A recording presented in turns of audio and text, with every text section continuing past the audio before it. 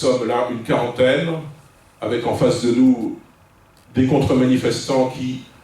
ne nous rendent pas la tâche difficile, mais quelque part nous prouvent encore une fois que nous sommes dans le bon combat, dans un combat juste. Et moi je me félicite personnellement d'avoir dans mon équipe des femmes et des hommes comme Bastien, des hommes comme Jocelyn, des hommes comme Julio, et des femmes et des hommes comme Maxime et Stéphanie,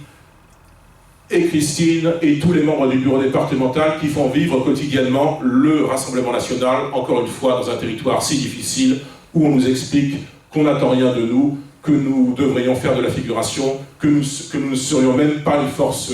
d'arbitrage. En 2022 encore, nous étions un peu une force arbitrale entre LR et le PS, parce que nous étions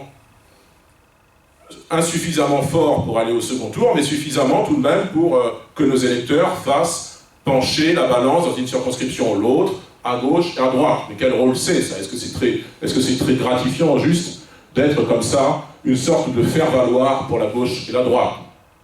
Moi je pense que nous devons exister par nous-mêmes et penser par nous-mêmes, et je suis très heureux que nous ayons pu progresser nationalement et localement comme cela, au point d'atteindre le second tour et la quasi-victoire, le second tour dans 9 circonscriptions sur 10, et comme l'a signalé Jocelyn, la quasi-victoire dans 3 ou 4 circonscriptions. Peut-être pas forcément d'accord sur le chiffre, mais vous voyez bien que c'est pas passé loin dans la région de la Baule et en presqu'île guérandaise, parce qu'on a fait 40% des voix tout rond,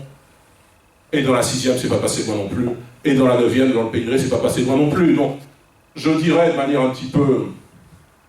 rhétorique, la prochaine fois sera la bonne, mais quelque part je le pense vraiment, la prochaine fois sera la bonne à condition que nous nous mobilisions, y compris là dans ces échéances locales, et que nous continuions de militer et d'organiser notre fédération, notre mouvement, ces réunions publiques, mais aussi tout simplement les rendez-vous